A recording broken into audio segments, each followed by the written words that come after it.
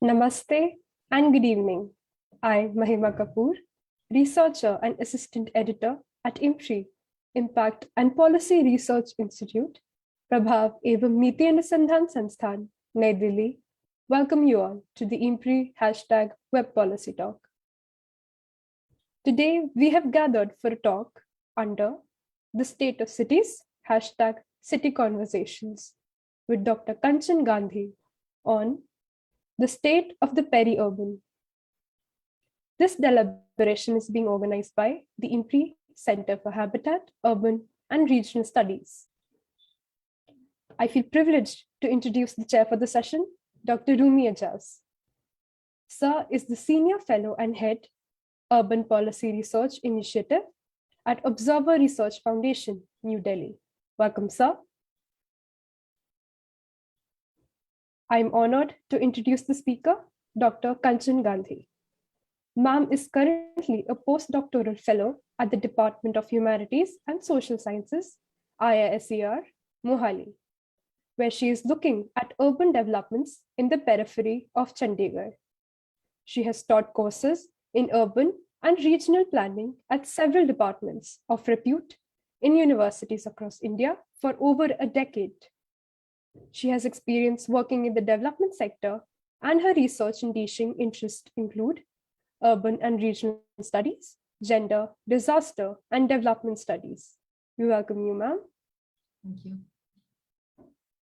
We are fortunate to have Mr. Sameer Unhale, Dr. Bhawna Bali, and Dr. Ashima Sood as the discussants for the session. Mr. Sameer Unhale is the Joint Commissioner, Directorate of Municipal Administration, Government of Maharashtra. Welcome, sir. Dr. Bhawna Bali is the Assistant Professor, Department of Sustainable Engineering at TERI School of Advanced Studies, Delhi. We welcome you, ma'am. Thank you, Ms. Kapoor. Thank you. Dr. Ashima Sood is the Associate Professor and Co-Director, Center for Urbanism and Cultural Economics at Anand National University, Ahmedabad. Welcome, ma'am. Thank you so much. Glad to be here. Thank you. Now I invite Dr. Rumi Aijaz to take the proceedings further, and we look forward to learning from our esteemed gathering. Thank you.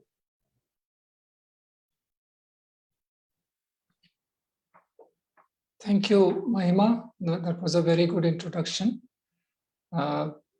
I join you and Dr. Kumar in welcoming our distinguished panelists, speaker, Dr. Kanchan Gandhi, and the three discussants who are well versed with the subject, and they've been working on this topic for several years. May I give the introductory remarks?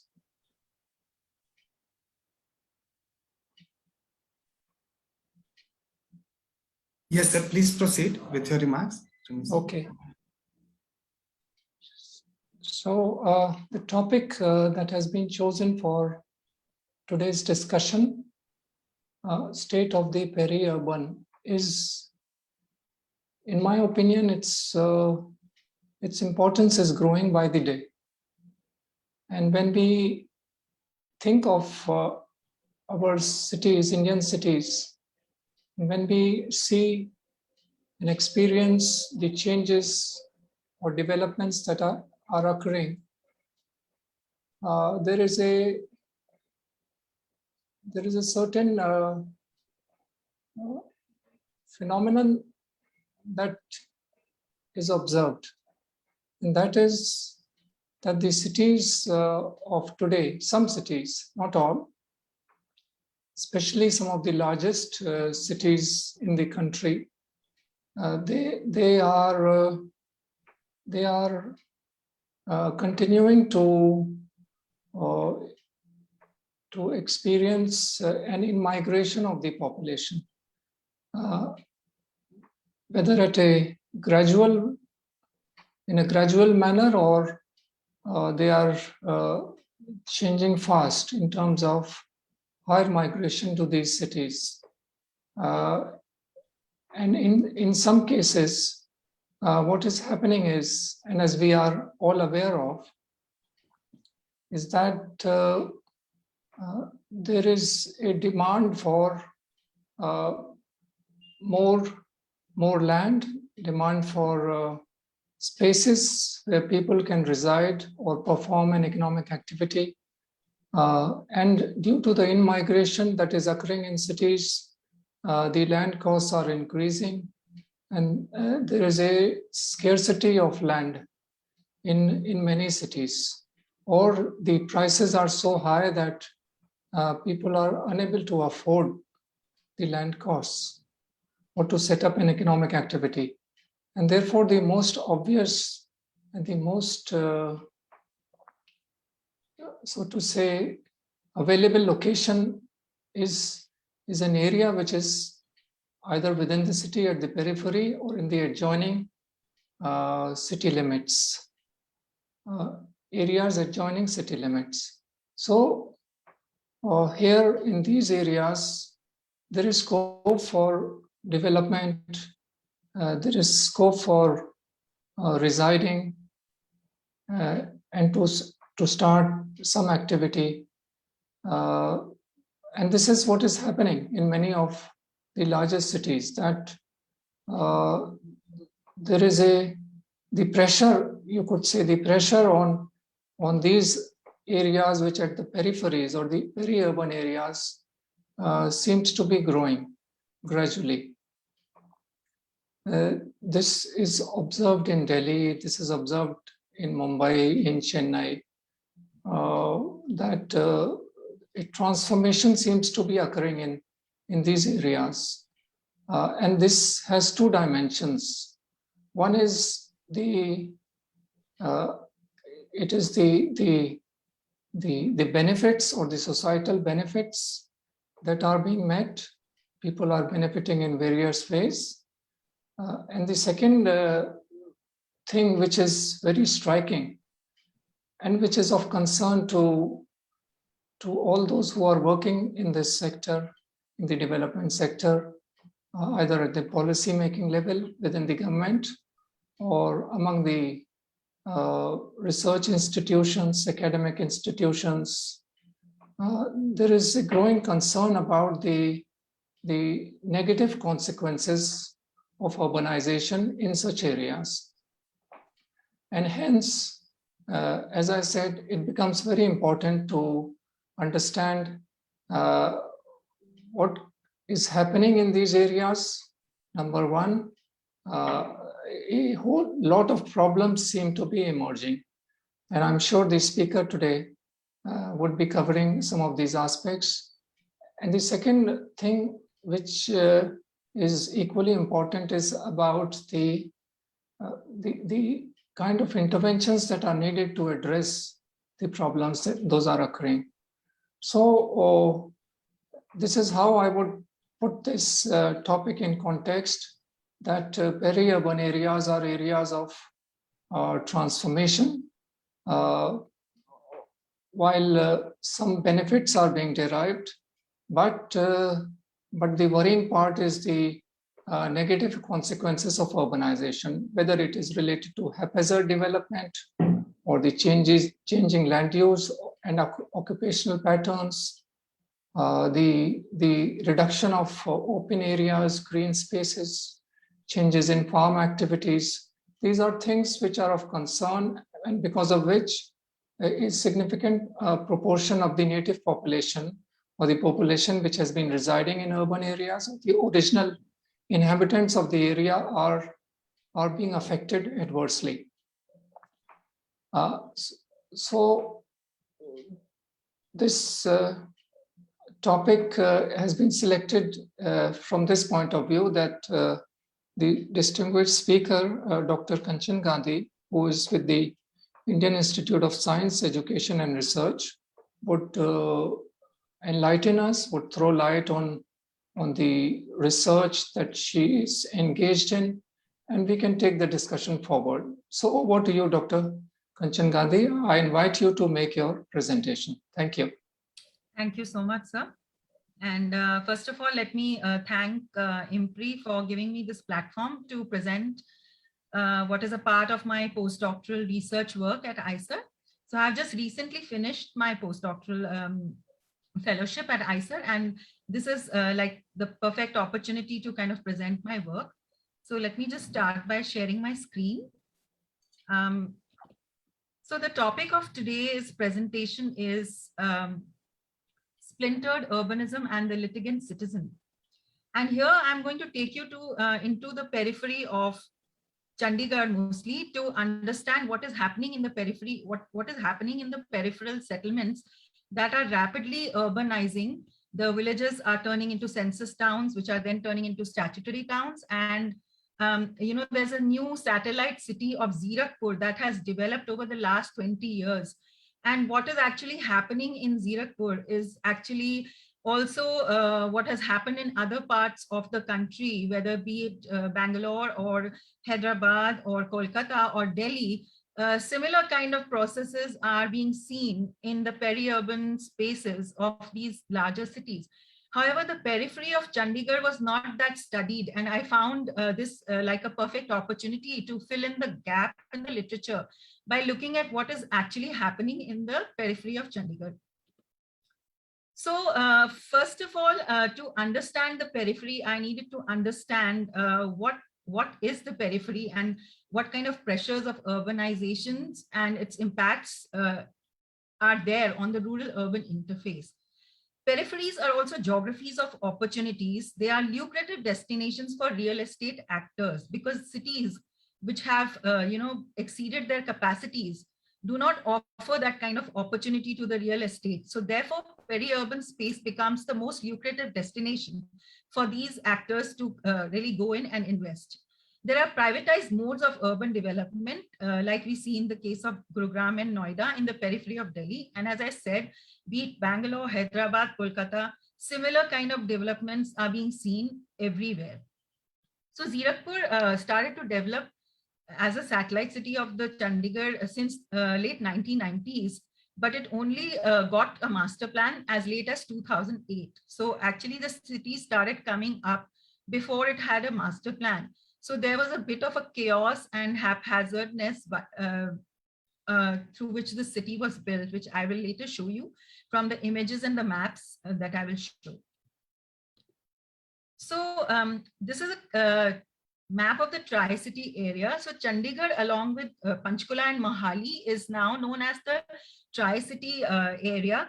And the city cannot be seen you know, alone, because now the flows between Mohali, Chandigarh and Panchkula are really like, it makes it a region. So so as you can see, on the towards the right is Panchkula, and towards the left edge is the Mohali, which has extended the same grid. The roads have been pulled in the same grid fashion as existed in Chandigarh.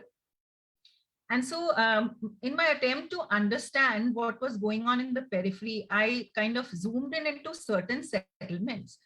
And towards the northeastern edge of Chandigarh is Indira Colony, which was basically as a transit camp for laborers who came in to build the city of Chandigarh. After the plan was formulated by Le Corbusier, there was a need for labor to come in. However, there was no housing provided for this labor. So this labor put up in this camp called Indira Colony on the northeastern edge of the city, near where you can see Mani Majra. And the colony still exists. They are being, the poor are at best tolerated in the city beautiful. So Chandigarh, with its tagline of city beautiful, cannot allow any informal settlements in the heart of the city. So Mani Majra being kind of a peripheral settlement, the Indira Colony has not been lifted or evicted. And then on the other side of the municipal border, there is Bhaisa Tibba, which lies in Panchkula.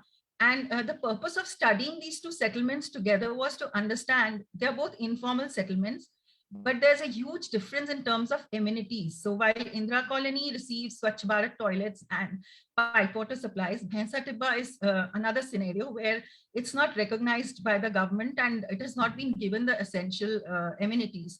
So it was good to contrast the two settlements. And then towards the south, you can see between Panchkula and Chandigarh is the city of Zerukpur, the new satellite city that has come up. So this is one city that I zoomed into, and I try to understand what is going on in Zerukpur in terms of the peri-urban developments that are happening here. Then again, there's Jagatpura, which is an urban village. It is full of migrants from all over the country, actually. And again, there's the dismal state of the amenities is something that strikes. The landscape completely changes from, you leave sector 48 of Chandigarh and enter Jagatpura, the stench, it hits you, and the kind of lack of amenities also stares you on your face. Then in Mohali, I had chosen the village of Sohana, which was earlier a village, and it appeared as a census town in the 2011 census. And now it has come under the fold of the Mohali Municipal Corporation. So it is now a statutory town. And I tried to understand what was happening in Sohana. So the agricultural land in Sohana was actually acquired for developing the sector number 69 and 70 of Mohali. And people, the Jats who were owning the land got sudden profits, and the whole community disintegrated. So some of the Jats decided to move to other districts to procure land and make their businesses happen there. People who stayed back in Sohana extended their houses and utilized it for rental purposes. So again, another kind of real estate developments based on rental rent-seeking behavior. That kind of developments happened here. So before I go on to describe what is happening in Zerukpur, I wanted to understand that what was happening in other parts of the country in terms of peri-urban developments in around other cities like Bangalore, Hyderabad, Kolkata, Delhi. And so what I did understand, there were different strands from the literature that came out. That peri-urban is a diverse zone. It is a home to migrants, as Rumi sir also said. It is a zone where land is up for grabs. The developments are real estate led. So Goldman's thesis about speculative urbanism, where the IT companies are busy buying land in the peri-urban spaces, and everybody has now become a broker in that area, trying to strike a land deal. So there's a lot of speculative urbanism. There's residential segregation. There are shifting governance institutions. So, for example, Ashima Sood points out that there is multiplicity and obscurity in terms of governance. So there are multiple governance bodies there present in the peri-urban spaces. The villages have the panchayats, the towns have the municipalities. So, and there are industrial SEZs. So there is an obscurity and a multiplicity, which actually aids the real estate sector to come on and do their thing, to build. And there is a growing number of census towns in these peripheries. The subaltern kind of school of thinking in Center for Policy Research in Delhi has done significant work in this aspect.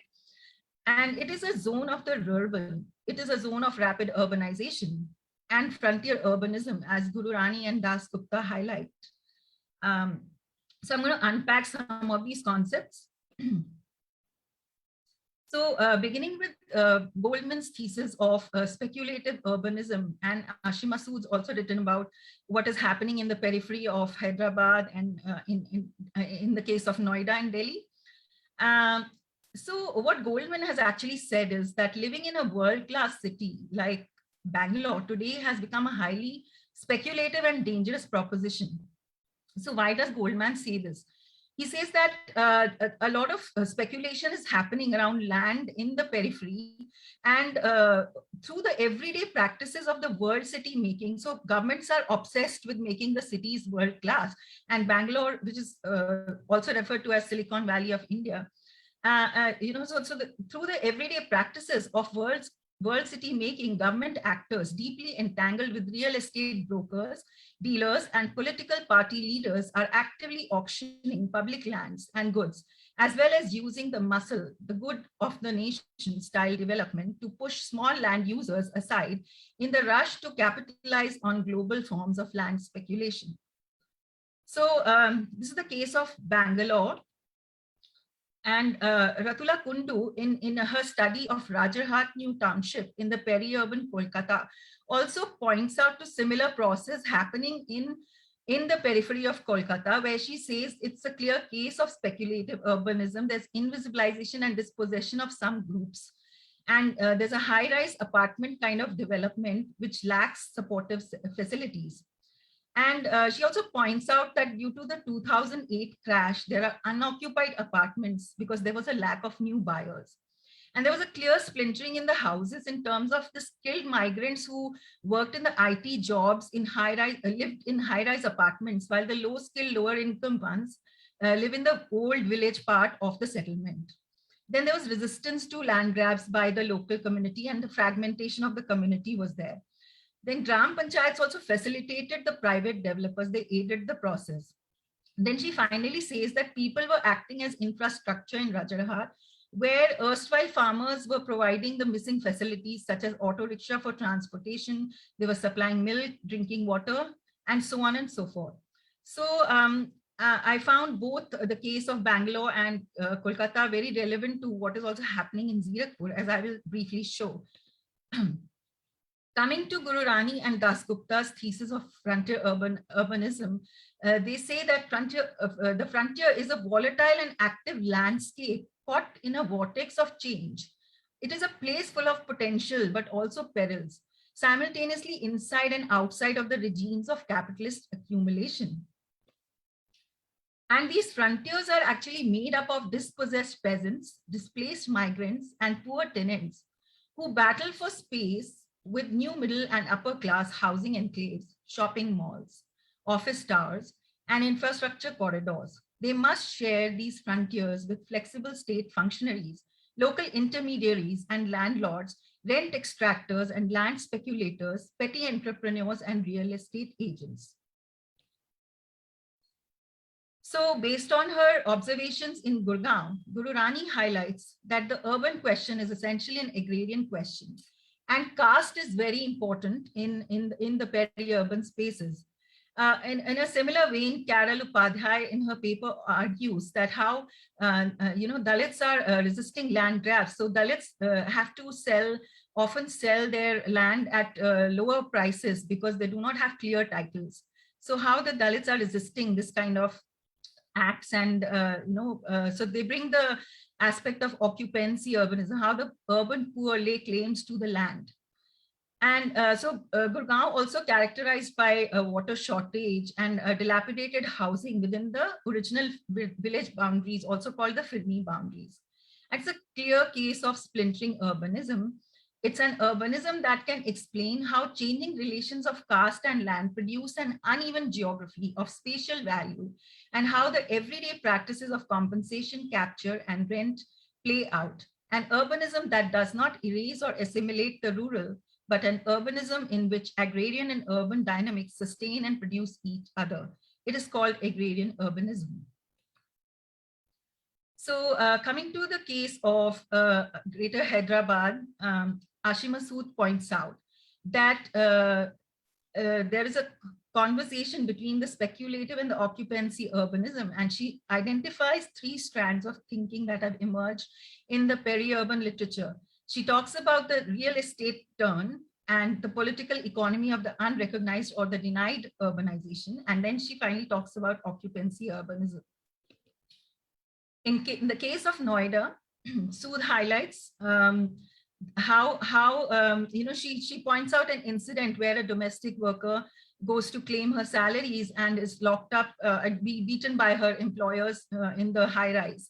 And therefore she says that Noida is a home to enclaves created by spatially targeted infrastructure development and maintained in some ways by the instrumentalization of urban governance modalities. The speculative frontier emerges as a deeply divided territory, one that actively subverts the possibility of occupancy. So she's pointing out to the class struggles in these peri-urban spaces, what is tolerated and what is not tolerated, and how much of the possibility of occupancy urbanism exists. In the case of Hyderabad, she points out to the laxity in the governance in these spaces. She says the primacy of real estate interests on Greater Hyderabad's speculative frontier is tied to jurisdictional multiplication and institutional voids, which mark its territory. Who is in charge is a question to which the answer remains obscure, allowing state actors considerable power without accountability. So when there is obscurity, there's also anarchy in a way. So finally, she says that governance arrangements emerging and dissolving in the speculative frontier bear some imprint of real estate agendas. She talks about industrial area authorities, municipalities, panchayats, and finally there are outgrowths, urban outgrowths, a category in census where there is no clear governance system in place. And this actually facilitates the entry of the real estate sector and also promotes occupancy urbanism. Now, coming back to Chandigarh, this is a map from the regional plan prepared by GMADA, the Greater Mohali Development Authority. And as you can see, in the periphery of Chandigarh, there are several new towns, which are the cities which are growing at much faster pace than Chandigarh itself. There's Mullapur, Kharar, SAS Nagar, also known as Mohali. There's Banur, there's Dera Basi and Zerukpur. Now, the advantages that the peripheral cities, actually this was according to the Le Corbusier plan, these areas were supposed to be conserved as the green belt. But what has actually happened is quite the opposite. They have urbanized very, very rapidly, and the advantage that they enjoy is the low operational costs of businesses. So increasingly in Zerukpur, some business people told me that they wanted to move out of Chandigarh and come to Zerukpur for several reasons. One is that they cut their operational costs by 50% due to the lower rentals that Zerukpur offered. Then Zerukpur is an important transit node. It is well connected to the railway station, Chandigarh railway station, to the international airport. And it has an interstate bus terminal which connects Zerukpur to other cities in the north of India. So let me just introduce Zerukpur. In the year 2001, Zerukpur was a village, and a group of villages kind of together formed this node which had 20,000 population, and the municipal council was established somewhere in the early 2000s. The current population is around 3 lakhs, as the municipal councillor has informed me. And as I said, that Zerukpur enjoys the strategic location. It's the highway to the Shimla, Delhi, Patiala and Ambala pass from Zerukpur, and it has low rentals. So there is businesses are moving here, and there's a huge wedding industry with all the banquet halls, and almost many of the weddings of Chandigarh happen in Zerukpur. There are malls and factory outlets. The businesses have moved here. The discotheques are also more happening here because, in Chandigarh, the restrictions of the timing are there, like the discos close at 11 p.m. And in Zerukpur, they continue to operate till 4 a.m. So a lot of youth in Chandigarh actually now goes to shop and hang out in Zerukpur. So the municipal council also introduces Zerukpur as a satellite town of Chandigarh. And they say that on the basis of the key 5 parameters like real estate, people, physical infrastructure, social infrastructure, and business environment, the hottest emerging city is Chandigarh. India's hottest emerging city is Chandigarh. And this, the council page ascribes this to the business opportunity that the periphery is actually providing. So they say Chandigarh scores because of the rapid development taking place on its outskirts in areas like Panchkula, Mohali, Zerukpur, and Dera Basi on the Chandigarh-Ambala highway. Good connectivity, low operational costs, and high disposable income also contribute to it be declared as India's hottest city. So this is the master plan 2031 of Zerukpur. As you can see, it is very densely packed residential development with the commercial ribbon kind of growth happening along the highways. And the one thing that strikes when you visit Zerukpur is the lack of open spaces. So there are not as many parks and playgrounds here. So coming now to the splintered nature of Zerukpur. So Zerukpur pretty much is what Zerukpur is to Chandigarh, as what Gurgaon is to Delhi. You know, it's the same splintered and patchy kind of development happening, and which is led by the real estate. And government has clearly taken a backseat in development of this new city. It's all driven by private players. And so as I said, that the city started developing and the master plan came later. So the infrastructure of the city could not match up to the rising pressure of population. And there's already flooding and traffic issues. However, there's only 40% occupancy of the total housing stock that has been created in Zerukpur. So when I interviewed the chief town planner of Greater Mohali Development Authority in August 2019, he said, so far the housing in Zerukpur is 40% occupied. We shudder to think what will happen if the city's apartments are 100% full. The city's infrastructure does not match its residential growth. The sewage pipes are old and they are also narrow, and they do not cover the entire city. The roads are unable to bear the burgeoning number of vehicles. It is going to be a nightmare if all of the housing stock gets occupied. So this is the interview with the chief town planner. Then currently there are around 60 to 70 private developers who operate here. And you know, in a discussion with one of my respondents, in fact, several respondents said this, that the local MLA who owned large parcels of land in the city and had developed several substandard housing societies with a lot of leakage issues. And he had made huge profits out of this.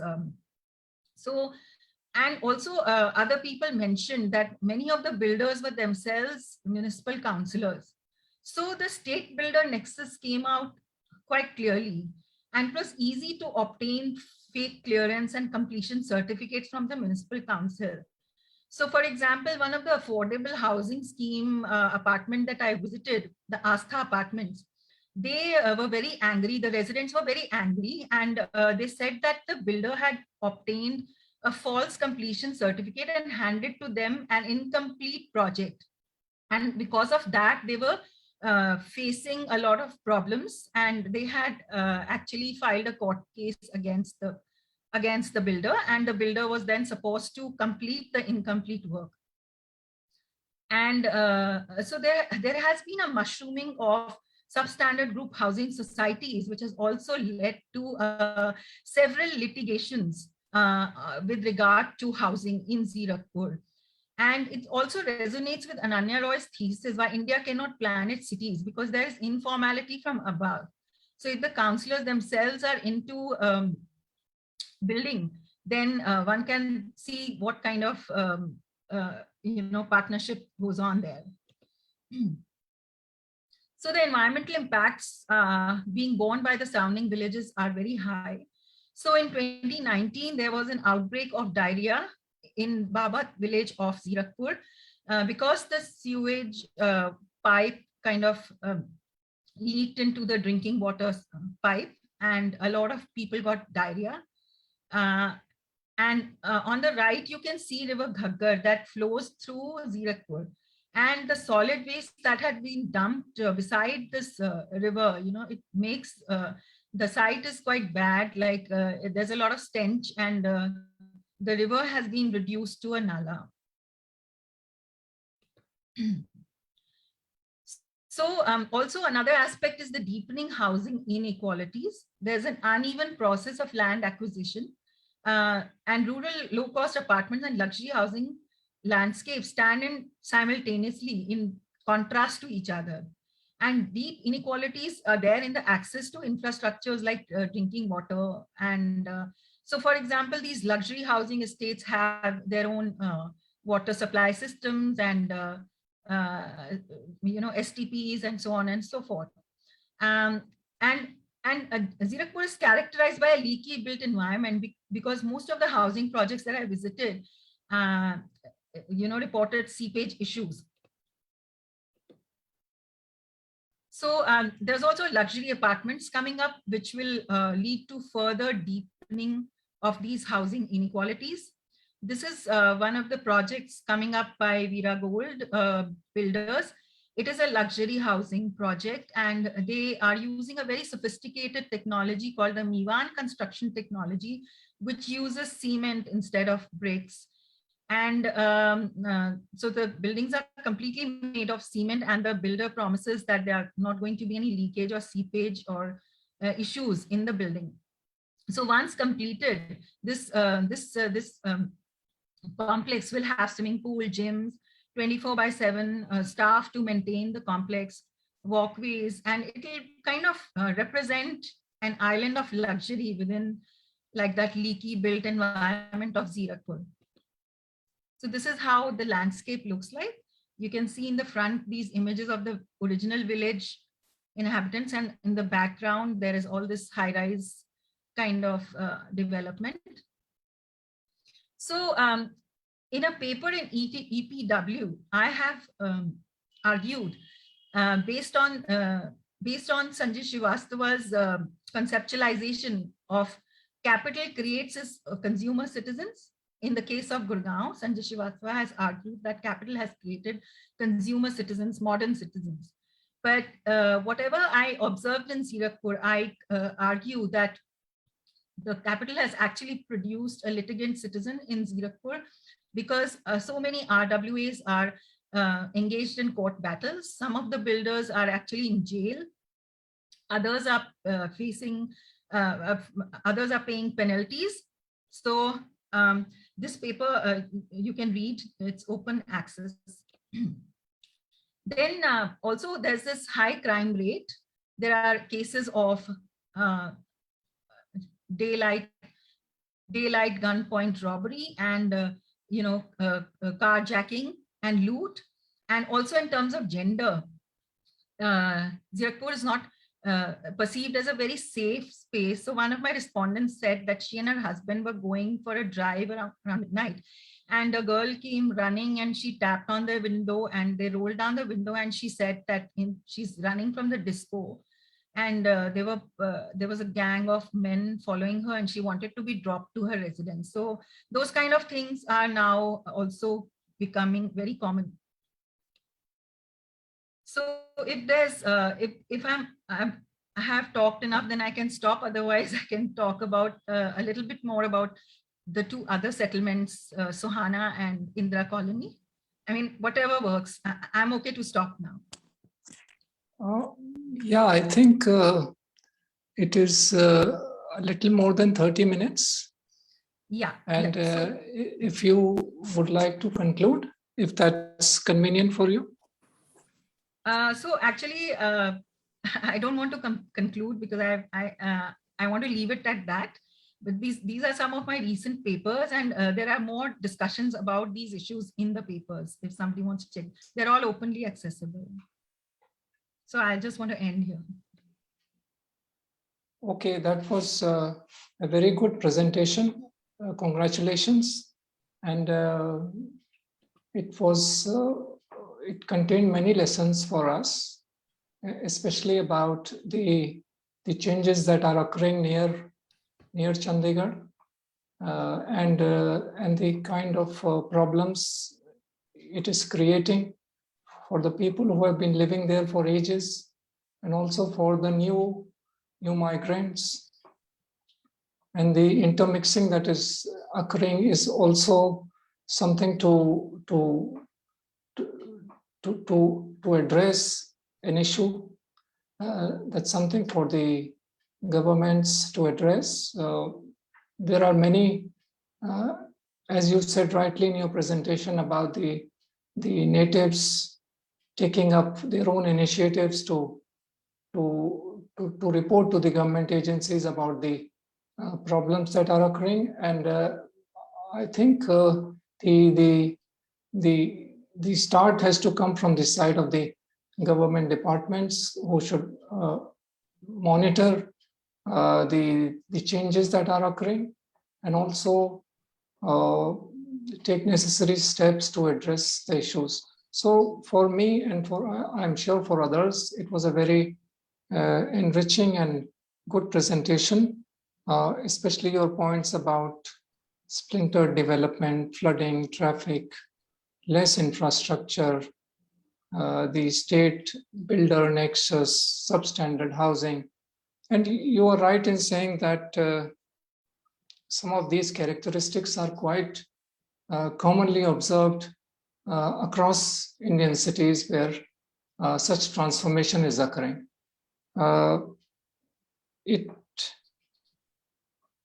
You went ahead in your research in terms of understanding the problems that the local government or the municipal council there is facing. I think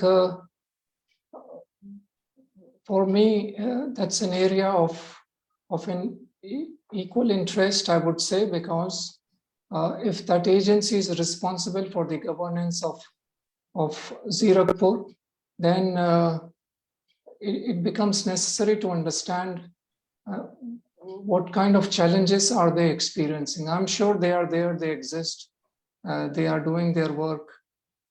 It is very, you would agree, it's not a very easy situation for all. It's quite complicated because many a times the problem also occurs from the side of the citizens. The full blame cannot be given entirely to the government because there are violations of various kinds. You mentioned about occupancy certificates and completion certificates. Once in the plotted housing, especially, I have observed that once occupation or completion certificates are taken, citizens make major changes in the building plan, which is against the building bylaws.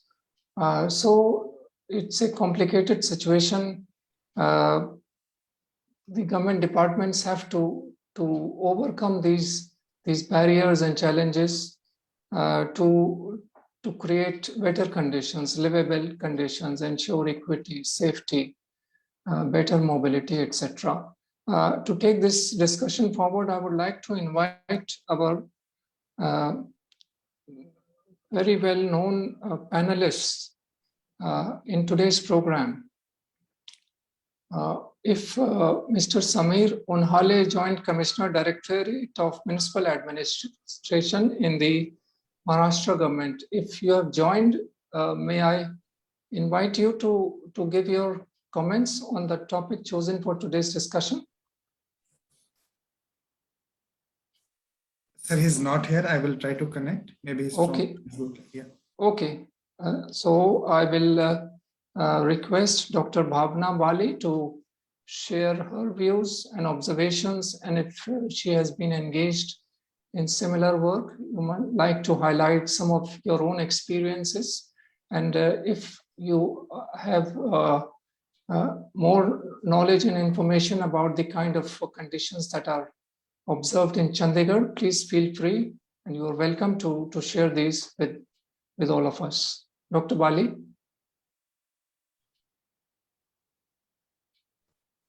Please unmute, ma'am. Thank you, Dr. Aijaz, for your kind remarks. Good evening, everyone.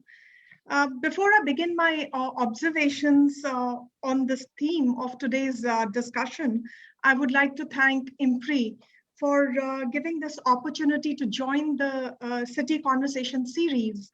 I'm delighted to hear the views of Dr. Kanchan Gandhi on her research on the peri-urban areas of Chandigarh. This is a city which also happens to be my native city. So I'm very happy to hear your views about your research on Chandigarh's peri-urban areas. I agree with you, Dr. Gandhi, on the points that you have made as part of your research. And here I would like to go a step ahead and put forward a couple of points for consideration insofar as the understanding of the spatial context of peri-urban areas is concerned. That's the first point. The second point is around the question of urban governance. And the third point, which is related with urban governance, but in the context of access to resources, particularly the common property resources. And I would like to point these out in terms of my own experience of working in the peri-urban areas. So we all agree that, and we also understand that peri-urban is a spatial construct, which is highly dynamic and forever in a state of flux. Its physical, socio-cultural, and functional characteristics are inherent, but are mostly acquired in response to the processes of urbanization and the demands which are generated in the city. So therefore, the city and the periphery and what constitutes a peri-urban cannot be separated.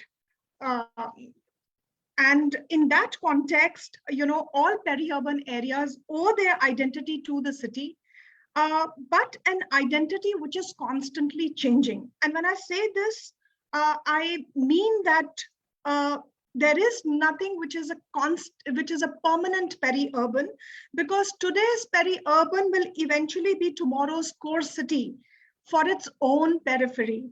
And therefore, the peri-urban as a spatial entity is a city in the making. So this is something that we have to be very, very, we have to really understand this. So we cannot segregate the city and the peri-urban. And in this context, the interventions that are available for the peri-urban must necessarily then be embedded through the planned urban development that we have for the parent city, in terms of the master plan approach that is widely adopted in our country for carrying out all planned urban development. And the irony is that not all urban settlements, we have nearly 8,000 urban settlements, of which 4,000 plus are statutory towns. Not all those statutory towns have master plans. And therefore, in the absence of master plans available for planned urban development, this question of haphazard, unplanned urban development in the city's periphery is going to exist. We cannot do anything about it, but until we come up with measures. And to that extent, the URDPFI guidelines of 2015 require the inclusion of the peri-urban areas, which are the urban spills located in about a radius of 5 to 8 kilometers around the city, with a population exceeding 3 lakhs, to be a part and parcel of the planned urban intervention. Now, that's the first point. The second point, which is intricately linked with this, is a question of urban governance. And this point emanates from your own observations on splintered urbanization. It's essentially a juxtaposition of a variety of settlements, both rural and urban, typically rural and atypically rural and urban. And when I say this typically and atypically, I mean completely rural settlements as defined by the government authorities, transitioning large rural settlements which are identified to be urban, having urban character by the Census of India, and which you stated as the census towns. Unfortunately, for these settlements, they do not enjoy an urban municipal status, and therefore are administered they continue to be administered by the panchayats, although they exhibit and they are considered to be urban. And the third, which is transitioning urban settlements, which are which enjoy a complete statutory status is the Nagar Panchayats. Now, these Nagar Panchayats are municipal entities right at the lowest order of urban administration. And they are the ones which in times to come will be full-grown municipal councils, committees, or corporations. The situation here is that for the lower end of these municipalities, they do not have the wherewithal for undertaking planned urban development, and which is why we see this kind of a disconnect or a discordant landscape emerging all around the cities. The third important aspect, which is related, is the question of the access to resources. Now, when you look at the relationship between the city and the rural hinterland or the peri-urban areas, city emerges as exploitative, because the resources for which the city is actually looking at, land, water, forest, none of it is in sufficient abundance or actually is lacking in the city proper. And for its own purposes, it looks to the peri-urban, and this relationship is exploitative. Okay, but how do we come over this kind of an exploitative situation? We can only overcome this situation is by empowering the peri-urban residents through participatory approaches to planned urban development. I'll just briefly give an example of research in the peri-urban area of Gurugram and Noida. Now, residents of Delhi would know that there is a Bandwadi landfill site very close. It is along the Gurgaon-Faridabad highway, and it serves, this landfill serves as the joint landfill for both Gurugram and Faridabad. Now, the land for this landfill was acquired from Bandwadi village on the grounds that a waste to energy plant will come up at the landfill site. But sadly, that plant never became functional. And to the extent that the peri-urban residents, these village Bandwadi residents, have to suffer a lot of the consequences of leachate in the vicinity of their agricultural land because of the landfill. The second question, so who is responsible for the mess? That's a question mark. Development is necessary, but who's paying the price? The second is where the context of the citizens' participation is necessary is once these villages are within the fold of an expanding city and the municipal limits, they cease to exist as independent rural entities. And again, in the case of Bandwadi, land was acquired by the municipal corporation, and which was a part of the village common land.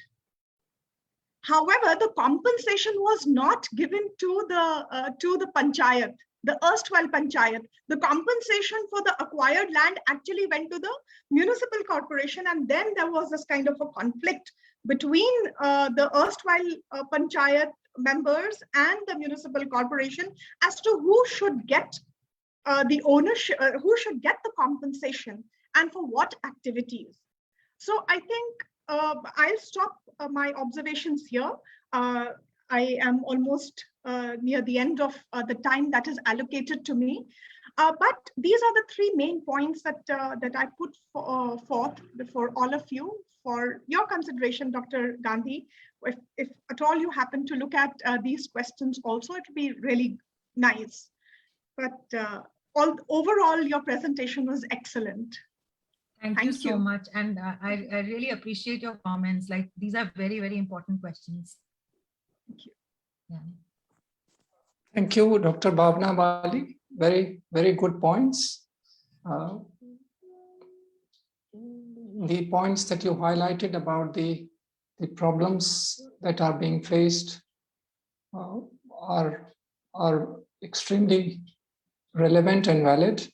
I liked and we welcome your point about, especially the one on which the first point you said that peri-urban areas are like a city in the making.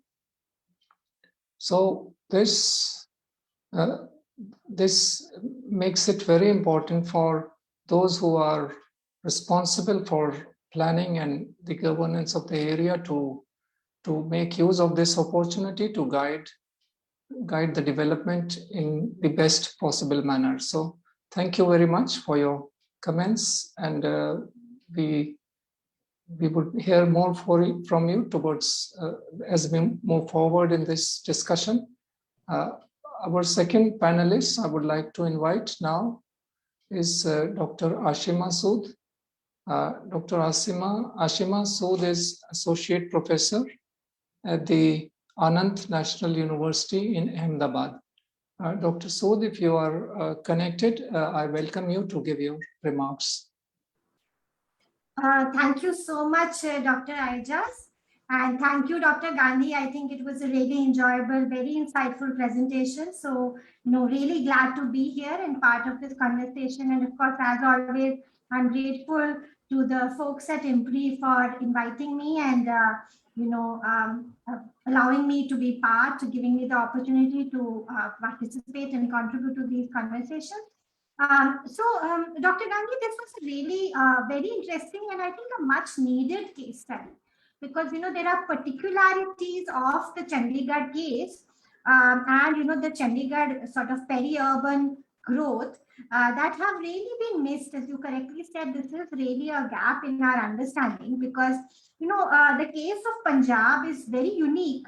And for various reasons, I think it's also a case that has not got the attention that it deserves. Most recently, as I'm sure you're aware, we had a special issue in the Journal Samaj called Engaging the Urban from the Periphery. And as part of that, Dr. Ankita Rathi had a rather interesting paper on the case of Patra in the outskirts of Patiala in Punjab, and really taking an agrarian urbanization perspective. In the context of your work in Zerukpur, I think there are so many rich observations and insights that you brought to the fore. So, allow me to perhaps make one or two comments and then also perhaps ask a couple of questions that I'm actually very eager and curious to know about. So the first observation that I wanted to speak to you about was, I think you are citing here Dr. Subra Gururani's work, and you talk about the whole nature of splintering, and you also sort of return to the idea of splintered urbanisms. And my question was that the whole framework of splintering urbanism, as it was posited by Graham and Marvin, emerged in a very particular historical technological juncture, which was really the post-Fordist economy of the global north, where there was an assumption of universal provision of infrastructure. And, it was really at the moment when it became possible to unbundle infrastructure and public service delivery that you have the concept of splintering. And I think that we in India are using that concept quite, widely. It is a concept, it's a theorization that has a lot of resonance, but at the same time, I wonder to what extent it applies to, our context where there is no prior of, universal provision of public services. There's always been, the splintering in India is, it's sort of the norm. It's not really a historical transformation. It has been always the norm. So that was one sort of comment, if you like, and that perhaps I would love to hear your thoughts on.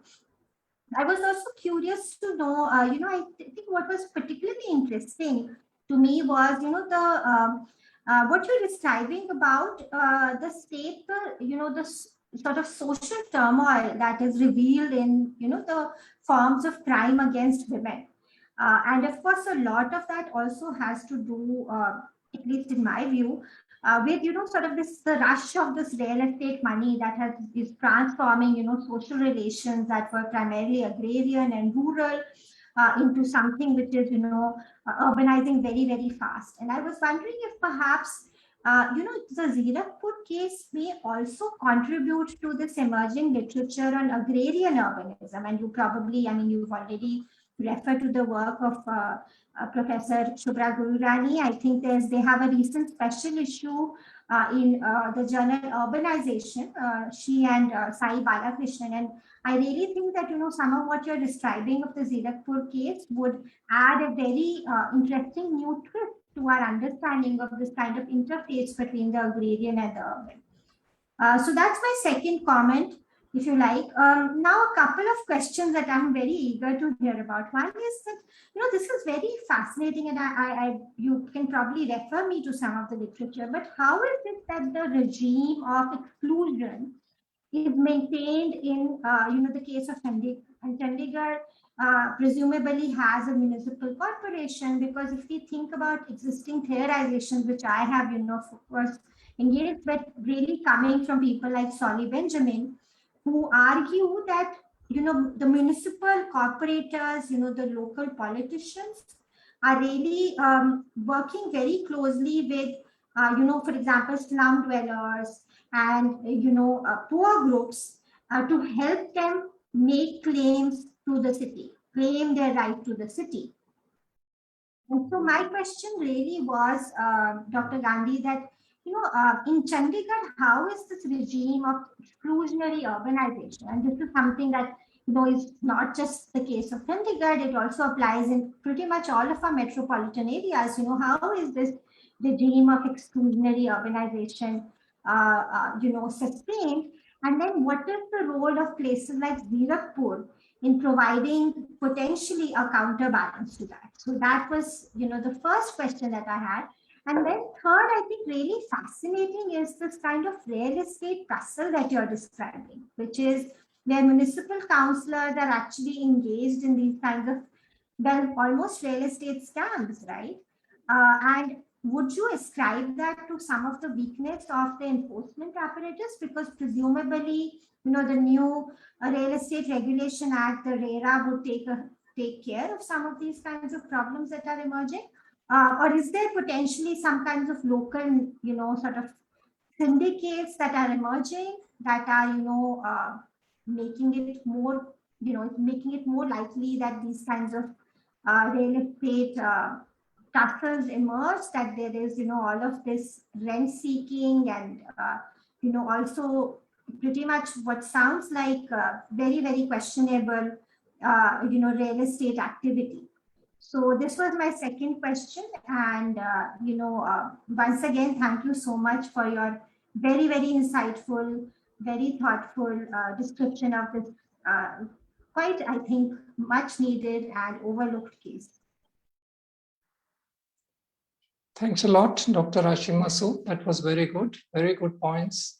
And obviously, coming from an experienced person, you have been quoted quite a couple of times by the speaker in her work that she is currently engaged in. I thank you for your contribution to this event. I would like to now invite the final discussant, Mr. Samir Unhale, who is Joint Commissioner, Directorate of Municipal Administration in Government of Maharashtra. If you are connected with us, kindly share your views on the topic chosen for today's discussion. Very good evening. Thank you very much, IMPRI, for giving opportunity to interact. It was a very wonderful discussion and presentation by Dr. Kanchan. And also thank you, Dr. Rumi, for allowing me to speak here. So my experiences, or rather my window of looking at this social phenomenon of peri-urbanization is from mostly focused in Western Maharashtra or Western India. And that too from a spectacle or from a specs of administrator. So it was in a way a very enlightening experience to listen to the various alternative perspectives that can exist and do exist for a similar phenomena that we are trying to observe, study, or work with. So starting with that, I think conceptually, I felt that there was always a bit of confusion between transitory urbanization and peri-urbanization in the Indian context, because when the smaller villages turn into a census town, and after census town, they are made into statutory towns. That is what we call as the transitory, urban area, in which the smaller habitats move into a municipal status.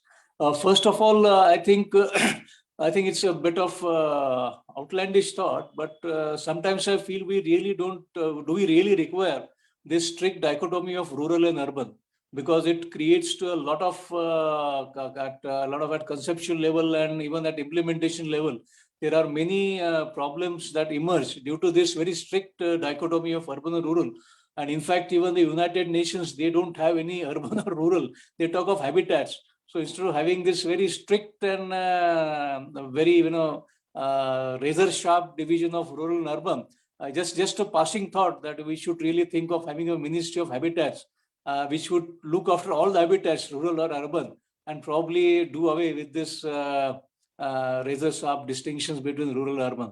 As we know, United Nations talks of the index of or the spectrum of rural to urban. So just another thought which I felt could be tried out. Thirdly, I felt that the issues of peri-urban area, when I say peri-urban, and I think I call those areas which are closer to bigger municipal or bigger cities. Like, maybe it's all the metro, like maybe Delhi and Calcutta, Bengaluru, Hyderabad, Ahmedabad, Pune, Mumbai. So the areas which is just next to the administrative borders of those bigger areas, and even this phenomena can be seen even in some cases where sub-million cities are there. So probably this, I think the administrative borders of a municipal area and the socio-economic influence of that urban habitat into its surrounding, I think is always a issue which will be there. And we may not able to find a solution in which they will exactly match. So this is going to be a persistent issue in which the urban, the municipal administrative borders of a municipal area or urban area are not going to be, there is always going to be a time lag between the area. In fact, for example, in say Pune, for example, there has been progressively, we see that the area has been expanded, in which what was earlier a peri-urban area comes into the municipal borders of the bigger municipal corporation. I think similar example is also been seen in Hyderabad. I think Hyderabad almost has around 1,200,000 square kilometers is the area of the larger, the greater Hyderabad Municipal Corporation. I think it would be one of the biggest municipal corporation in India. So this phenomena in which the adjoining area of the larger municipal corporation slowly gets the urban characteristic, but for some administrative lag, is not in the municipal corporation, is an issue which I think is persistent with us. So, and third, of course, is the issue of planning and governance and provision of the urban facilities to the peri-urban area. So I think if I'm not mistaken, it was the fourth five-year plan, I think in 1968-69, in which the concept of metropolitan regions and the metropolitan planning regions were first brought in. And in fact, that was the time from when we started the planning areas extending beyond the municipal limits. In fact, we had the Delhi Development Authority or the MMRDA or the, I think even the Calcutta Metropolitan Development Authority. So all this, as far as the land use planning is concerned, the greater, the metropolitan regional planning authorities started coming up way back, I think from the 1970s itself, in which the urban areas, the peri-urban areas were given the benefit of the land use planning. And as was mentioned that the master plans which were brought in. But of course, there is always a time lag between these two things. And therefore, we do find that the plan that is made, approved, implemented, by that time, a lot of illegal constructions do come up into that particular, these peri-urban areas. As far as providing the urban services is concerned, I think, in fact, in MMRDA region, for that matter, a lot of water supply schemes, in fact, are being shared between the municipal corporation and the peri-urban area. In fact, in MMRDA, with the MCGM, the Municipal Corporation of Greater Mumbai, also supplies water to the adjoining areas, the smaller councils, and the even villages, for that matter. Even there's a unique experiment in Thane, in which the Thane, Bhiwandi, and Mira Bhayandar have a combined company of water supply, in which the water supply is provided to all these three cities, as well as the adjoining peri-urban area in this in this region also. So we are seeing this in a couple of approaches, in which the responsibility of providing this services like water supply is given to is done by the larger corporations, or a combined or a company combined of all these bigger, larger corporations. As far as the solid waste management issue was raised, I think it was also by Dr. Kanchan and also by Madam, both Bali Madam and Ashima Sood Madam, that this issue has always created acrimony and disputes between the peri-urban area and the municipal corporation as the solid waste management project sites are concerned. Mostly the open landfill sites have always created this dispute, and now probably under the new Swachh Bharat 2.0, which is coming, I believe greater emphasis has been given to processing and decentralized processing, whereby the need of such land, large requirement of land, would ideally go down, and we might be seeing more decentralized waste processing, and even if possible micro waste processing done in the societies as well. And I think that from the administration side, I think one innovation that could be tried is having more collaborative structures between the peri-urban areas and the urban bodies to resolve issues and of common provision of civic infrastructure, as well as cooperation and coordination. In fact, this provision exists in the Act, in which any local bodies can come together and cooperate to resolve their common issues. As far as I think this approach is a bit cumbersome because of the electoral politics and differential burden that is put on the various components of this such a structure. But I think this is a good experiment which can be tried, which can remove the exploitative narrative between the cities and the urban, poor, rural areas, which seems to dominate a lot of intellectual thoughts which goes on. And I think the opportunity of finding a solution and bringing in a resolution of issues, I think may be lost in the urban versus rural exploitative framework that tends to come up many a times. So I think we would be requiring greater innovation, greater collaboration, and trying out something out of box really to find the solutions, because the challenges are increasing exponentially. We saw that how exponential rise of COVID can really create a havoc with what the infrastructure that you have. So I think the solution would lie in trying new innovations, trying new collaborative structures, and maybe a bit outlandish, but we could really think of habitats as a basic unit instead of putting it as urban and rural. For the basic civic structures may not be very different. It might be different in magnitudes. And maybe this, I think at this point, that more innovation, more collaboration to solve the peri-urban issues could be tried. And maybe as far as I just mentioned that the issue of I think the resource allocation is a valid point, and the resource allocation to the Gram Panchayats or to the Gram Sabhas of peri-urban area is something which needs to be considered, and probably a special channel for giving grants to this peri-urban area should be rather could be tried. So thank you, Dr. Rumi and Dr. Kanchan, for this opportunity of sharing some stray thoughts of a practitioner. I'm not, I don't have any academic background here, but I thought I might share what comes to my mind. So thank you. Thank you, Kanchan. Thank you, Rumi. Thank you, Mr. Unhale.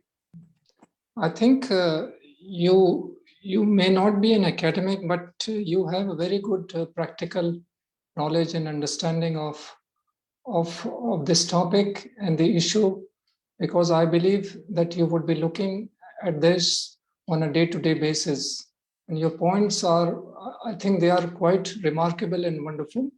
The point about how a larger municipality should assume the responsibility of looking after smaller areas in the periphery, it's an excellent point. And it tells us about the good work that you are engaged in. And your second point about the need to explore with innovations and collaborations is everything that good governance has to do with. And by this I mean that this is how I believe that things can be taken forward. You cannot leave the situation as it exists, and innovation and collaboration are extremely necessary approaches that need to be tried. In fact, through this point, one point that emerges or occurs to me is about the kind of innovations and collaborations that Dr. Kanchan Gandhi might have come across. I'm sure there are certain initiatives that are underway, given the dynamics and all the kinds of problems that exist in the area chosen for study, but there is always something that is taking shape and that can be built upon to improve the conditions is something for people like us, researchers, academicians to watch out for. So thank you, Mr. Unhale. We appreciate and give high regards to the points that you have raised in today's discussion.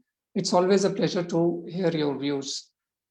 We move forward in our program now, and I would like to ask Dr. Arjun Kumar if there are any questions from the participants in today's program, or we move forward in the program.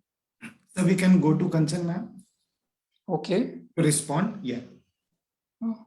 So Dr. Kanchan Gandhi, after listening to so many views, I'm sure you might find scope for taking your work forward. The points that were highlighted by the three eminent panelists, are they helpful for you? What do you think of those points? Yes, very, very helpful. And I'm very grateful to all the three for bringing very diverse perspectives, and, the practitioner and the theoretical perspectives all came in. I would like to respond to some of the things that were said, if you permit me, sir. Please. Okay, so basically starting with Dr. Ashima Sood's she asked some very pointed questions. Firstly, she asked why the notion of splintering has been used, and splintering is more of a norm in India rather than an exception. Yes, Ashima, I do agree with that. I mean, when we have these kind of constructs, we like to use them also, particularly in the Indian context where everything feels splintered. So I didn't find any harm in kind of adapting the concept to the Indian context, and particularly in the periphery of Chandigarh, which is Chandigarh seen as a utopian city, where people are expected to have access. Everybody like based on socialist principles, and this kind of developments happening right in the periphery also links to the other question that you asked. About how is the regime of exclusionary urbanism is like going on in Chandigarh, and how is it even possible that a city that was planned on socialist principles of equality and everybody having equal opportunities comes to represent a city which is very kind of elitist. And recently the administration of Chandigarh actually organized a workshop where they invited some of us academics to kind of come in and give them recommendations for making Chandigarh a socially inclusive city.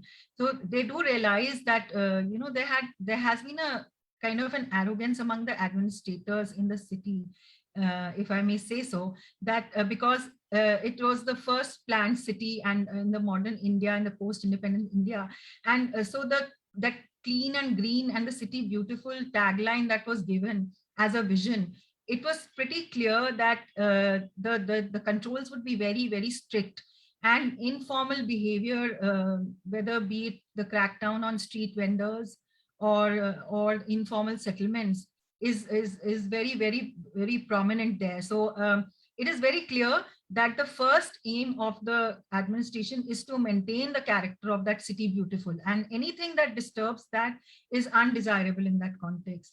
So that is how I would like to respond to that question.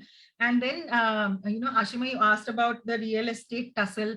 Yes, RERA, ever since it came in, the municipal councillor told us that after the act was in place, now there is much more accountability. And so the future developments in Zerukpur will happen in a much more controlled fashion. But whatever damage has been done, it was before the RERA, like all these leaky buildings and the built up that came up was before the RERA. And so now, yes, I agree that as the municipal council, or the EO of the municipal council also told me that now whatever henceforth is happening will happen in the context of RERA, and builders will be held responsible and be penalized. So that anarchy of the previous time will not be continued. Yeah.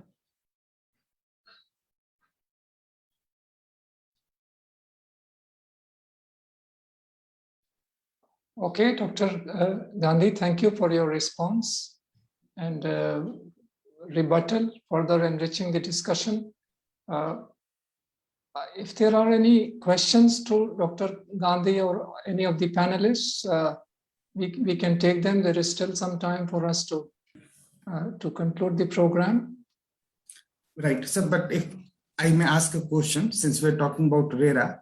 Certainly, please. Yes, please. How do you see in your research the role of a greater municipal development authority, which is from all the mega cities in our country, and what is the role of the bylaws which state governments enact? Do you see the levers behind that, especially for sustainable habitat in our peri-urban areas? The bylaws as a tool? Yeah, sorry, I didn't get the point. Like the bylaws. Bylaws, how do you see those are effective? Because we are speaking about RERA and this nexus.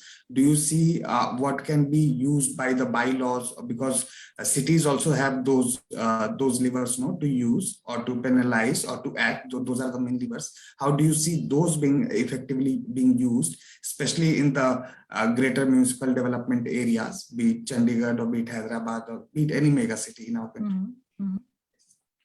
I sense that Dr. Kumar is probably trying to understand the role of RERA and the role of bylaws, whether any within the area that you have chosen for development, as to how those instruments are they working effectively? Are they able to control some of the problems? So I didn't look much into this bylaws and the RERA. Like, this was like, these were passing references in my work, that the municipal council only assured that after the coming of the RERA, these discrepancies are going to be, lesser. But I didn't really look into the fact that whether the bylaws were being followed. Okay. All right. Thank you. Right. Bhawna ma'am is raising hand. Ma'am, if you want to come in. Yes, if I can, add to that point. You see, in the case of some of these, settlements which have now been absorbed within the municipal limits, the bylaws will not apply. The rural Abadi area, the Abadi area as such, or the Lal Dora area, which is defined by the FIRNI, there the urban building bylaws do not apply, and which is why we see this kind of a discordant landscape of the erstwhile village Abadis being part of the urban the city, but the city proper follows some kind of building bylaws and regulations, and these have completely different. So there is not going to be a sort of a convergence as far as building bylaws are concerned for this. However, in the case of the planned urban developments elsewhere, there is expected to be a convergence or meeting of the building bylaws, more stricter norms. And if you, Dr. Gandhi, you may be aware of the new Chandigarh, which is coming up on the other extremity of Chandigarh in Mullapur. That urban development is by far more regulated as compared to the development that has happened in Zerukpur, and that's primarily got to do with the new Chandigarh being envisioned as an eco-city and a separate master plan having been provided by the Gamada, and the building bylaws which are appropriate for that area.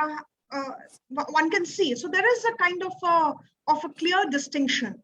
But the newer, developments which are happening in Greater Mohali area beyond, the current, the existing the urbanized limits, I think there is a lot of scope for ensuring that the building bylaws are adhered to.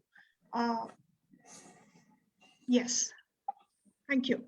Right, we have one question from Harishankar Kumar.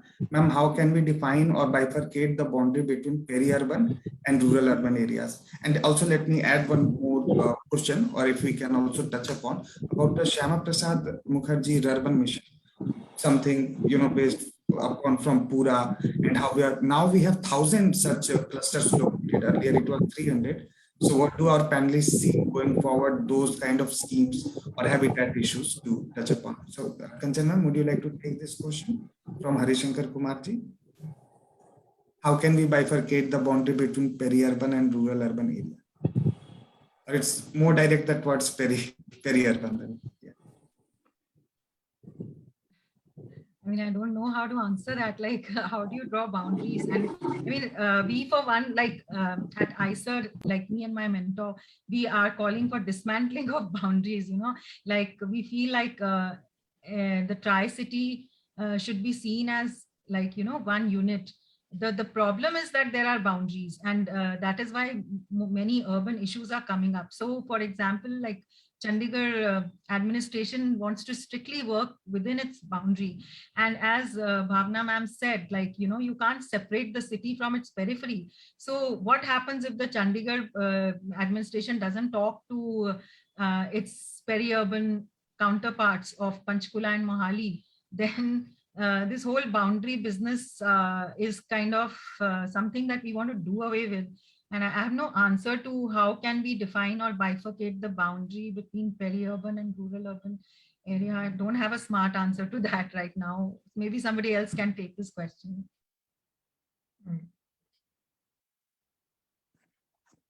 Okay, thank you.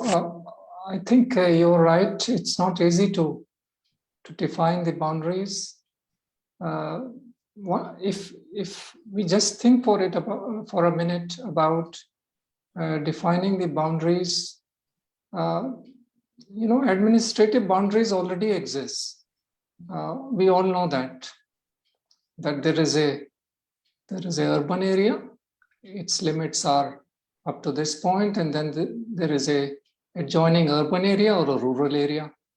But the kind of, I too faced this challenge of while I was writing on this topic about what is it that people are trying to say in this regard.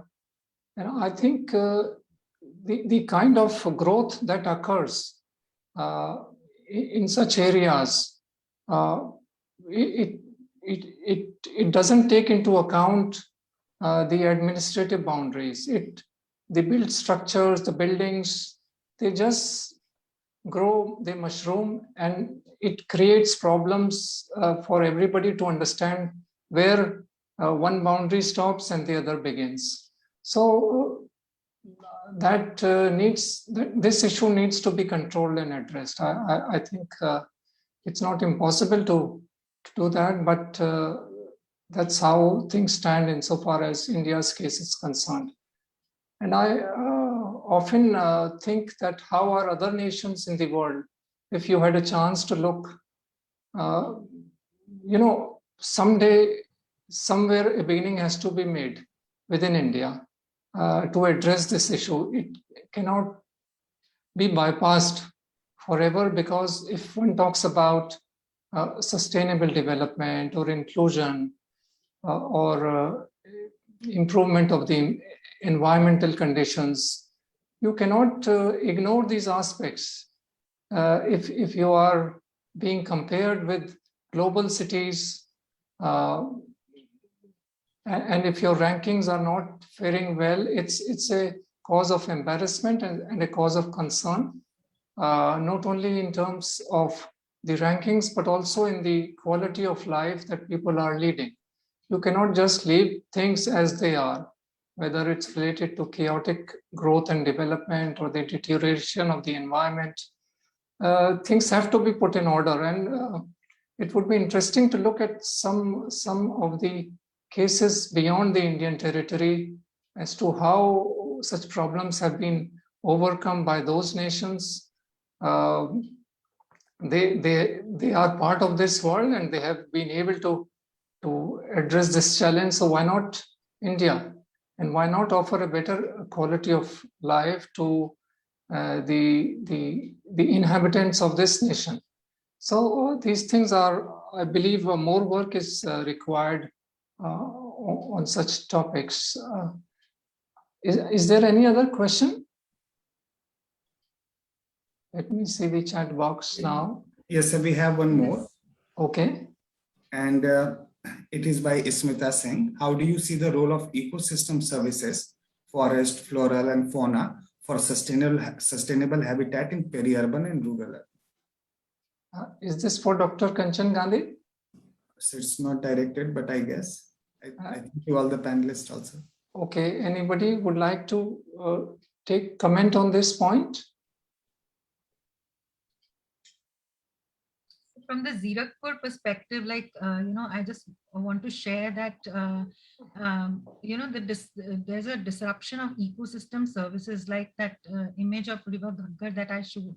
It was supposed to provide a point of recreation and of hydration and of water supply to the city. And now it has become like, the dumping ground for the municipal waste. So definitely Peri-Urban is seeing a stress on the ecosystem services, and this needs to be kind of mainstreamed in the policy. That's all I want to say. Okay, and I would also like to add to what Dr. Gandhi said, if that helps the person who has raised the question. I observed it in Chennai about, and this is also happening in other parts of the country, about the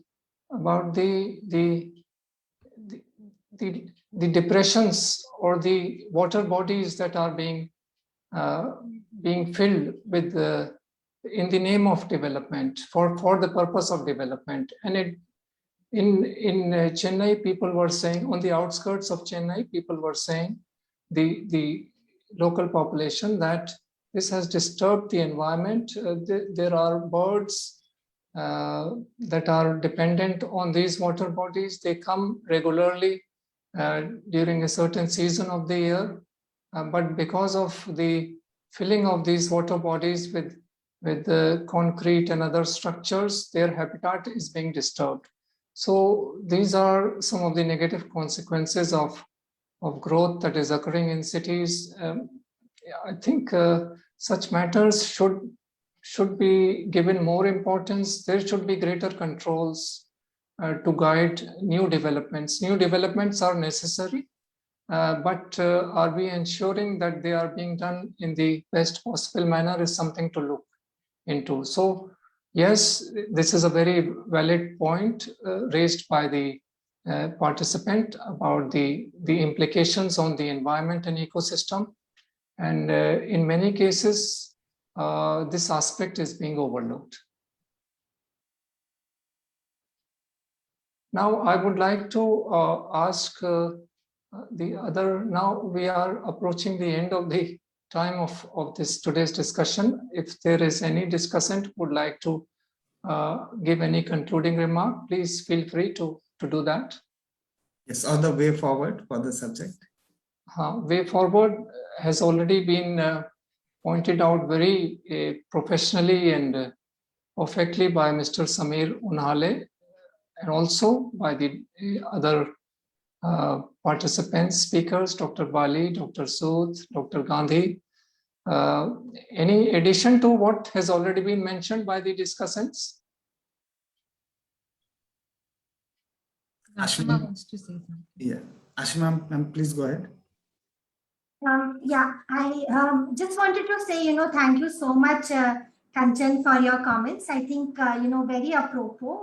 But I also, wanted to point out that I was really struck by some of what Mr. Unhale was saying, as Dr. Aijaz also said, very on-point remarks. And it's remarkable to me how his practitioner perspective matches so much with what we are finding as academics. I mean, academics for a while now have been talking about planetary urbanization and sort of the gradual disappearance of this boundary, artificial boundary between the urban and the rural. And it was quite remarkable to me that Mr. Unhale made the same point. And in that context, I did also want to say that Dr. Kumar's point was also extremely relevant because, in fact, if we are moving into a world where, the urban is a defining condition, right? And sort of this artificial boundary between the rural and the urban is disappearing. And I'm speaking of this in a conceptual manner, right? I mean, I agree with Dr. Aijaz that, of course, we can draw the boundaries on the maps. And of course, there is a way in which the census understands these categories, but conceptually, these boundaries are disappearing. In that case, it does make sense. Really for me, as I see it, the big difference between the rural and the urban is the urban has higher levels of infrastructure provision, and that is because municipal corporations are committed to that agenda in a way that panchayats have not been able to do. And so, I absolutely agree that, the sort of Pura model and the Shama Prasad Mukherjee urban model, policy model, I think is really the way to go. So I just want to make that connection between what, where we are sort of going into this discussion between what Mr. Unhale said and Dr. Kumar said, and of course, Kanchan, your own very insightful remarks. Thank you, Dr. Sood, for the addition. Very much appreciated. There is one comment by Prab Bedi about her observation, and it's available in the chat box. She says that it's important to look at history of peri-urbanization around Chandigarh, despite the 8 and later 16 kilometers peripheral boundaries. Initial haphazard growth benefited from the change of land use, and by the time lessons were learned to acquire the surrounding areas for organized development, places like Zerukpur had already mushroomed. Here, political will has played a very crucial role. In future too, it will and needs to be inclusive and participatory. That's a good point. Thank you very much, Dr. Bedi, for participating and highlighting this point. If there are no further comments, I would like to conclude this program by saying that So yes, Bhawna ma'am has. there is a, okay. Bhawna ma'am, please. Please unmute. Yes, so the point that has been made by Ms. Bedi about Chandigarh's periphery, so there was a legislation, the Periphery Control Act of 1952, which was revised thereafter 8 kilometers and then extended to 16 kilometers. But, the political compulsions will always remain. No matter how much we may try to look at clearing the boundaries, having no boundaries, but the case of Chandigarh is very, very contextual in the context that Chandigarh's city's maximum limit will lie juxtaposed to the limits of the union territory of Chandigarh. And it cannot, it won't expand. So it's a city which is bound, which is, in a way, its physical extent is defined. And in such a case where the physical extent of a city is defined, there is more control that can be, we can have a better control, better management, etc. As compared to all the other cities which continue to keep growing over and over. So as long as that physical expansion is going to happen incessantly for other urban settlements, I think, we will be dealing with a lot of these issues of resource allocation, resource sharing. Mr. Unhale had talked about this resource sharing between the different municipal corporations and the peri-urban areas. It's great. And it has happened because, there is a company that is involved. But in many of the cases where the basic urban services remain with the parastatals, whereas this function should be actually performed by the municipality, so long as that kind of a disjunction remains, I think it'll be difficult to get the peri-urban and the urban together. So I conclude my remarks here, and it has been a very interesting discussion on a very important theme of urbanization. And thank you, Dr. Gandhi, for throwing light on the context of Chandigarh, and to Dr. Aijaz, to Dr. Sood, very pertinent points made by Dr. Sood, and of course, Mr. Unhale. And thank you, IMPRI, for the invitation. Thank you. Rumi sir, since we are discussing in this depth, I thought also to enlighten by you. Ma'am really posed a very important point that even the Zerukpur is now mushroomed. So we will have to go beyond that. And what is happening over a period of time. And ma'am also, Kanchan ma'am also highlighted that only the occupancy there is 40%, 50%, vacant housing also becoming very, even in Noida or Greater Noida, all the places we are seeing. But then, sir, the point, it's also kind of state and market debate. That market is moving forward, and then we see not in 5 years, 10, 15 years, then that is full, or the occupancy comes to 80, 90%, and it becomes elite area. And then there is mushrooming again in the nearby. That area is also expanding. Sir, how do you see this state and market phenomena, or how, in your experience, experiences of any other different country, that how this can be managed well, because it's going like virtuous cycle as we see it. Yeah, absolutely. It's a cycle, and it is continuing for an indefinite point of time. I have not noticed such growth and such irregularities in several of the places that I've visited. Somehow they have been able to address this issue, and I think the way forward is for the governments at that level to work closely with the communities. As Mr. Unhale is saying about entering into partnerships or collaboration, involving the non-government organizations, but there has to be greater interaction between the citizens, or a platform has to be created, or scope has to be provided for facilitating greater interaction between the citizens and the government agencies. If the two operate in silos, then the problem remains. And therefore, the best way forward, in my opinion, and as Dr. Gandhi has also mentioned, that the plan exists. We learned that there is a Zerukpur master plan. So planning document is there, but planning document has to be taken forward in the best possible manner. And once that plan is translated into projects and other activities, then it should be convenient and conducive to all the actors that exist. So this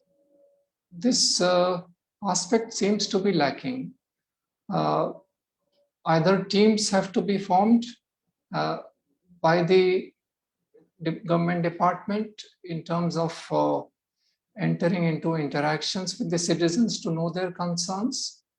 And also, if there is an irregularity by the government department in certain cases, then steps have to be taken to correct those who are involved in that irregularity.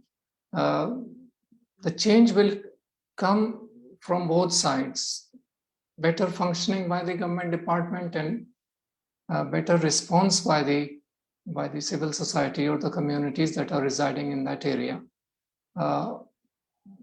If there are no bylaws or law, there have to be some parameters or guidelines in which things should be given a shape. If those things are missing, then they should be prepared and adopted and implemented.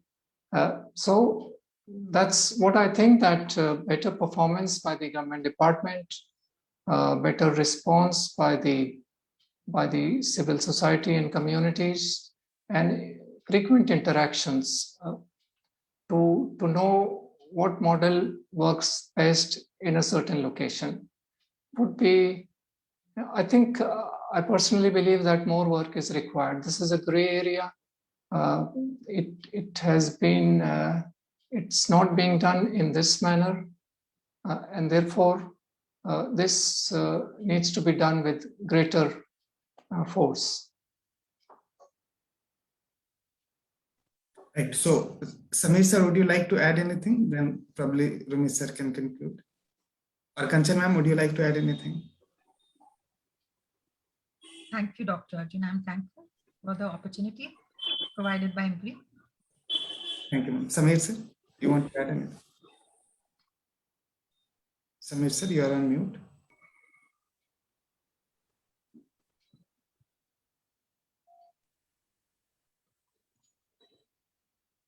Samir sir?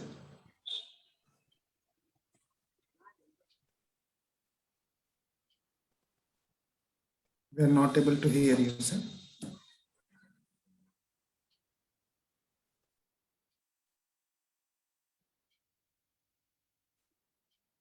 Okay, nevertheless, Rumi sir, if you'd like to conclude. Yeah, I would like to conclude by thanking all our panelists and the organizers of this program. It has been a great discussion. Many things, in particular about Chandigarh, have been learned, come to our knowledge, and it's a great opportunity to build on some of the ideas that have been discussed.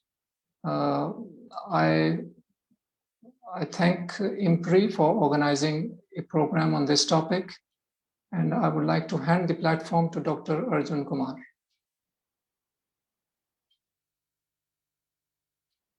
Thank you so much, Rumi sir. So on behalf of IMPRI Center for Habitat, Urban and Regional Studies, I thank all of you for joining us today in our series, The State of Cities, #City Conversation, and today's a very special talk by the state of on the state of Peri-Urban by Kanchan Gandhi ma'am. And I would like to thank our speaker and all the participants, the chair for the session, Dr. Rumi Aijaz sir, and our discussants, Dr. Bhawna Bali ma'am, Samir Unhale sir, and Dr. Ashima Sood ma'am, and to all the participants also here on Zoom and on Facebook Live, and those who would be watching later on YouTube and listening to our podcast. Thank you very much. It was a very stimulating discussion, and we hope that you'll also join in our future episodes of City Conversations or #Web Policy Talk. Thank you, and please take care of yourself. Thank you. Very nice discussion, sir. Thank you. Thank you. Thank you so much, Dr. Aijaz. Thank you, Dr. Gandhi. Thank you, Dr. Bali. Thank you very much. Thank you. Thank you, sir. Thank you, everyone. Thank you, everyone.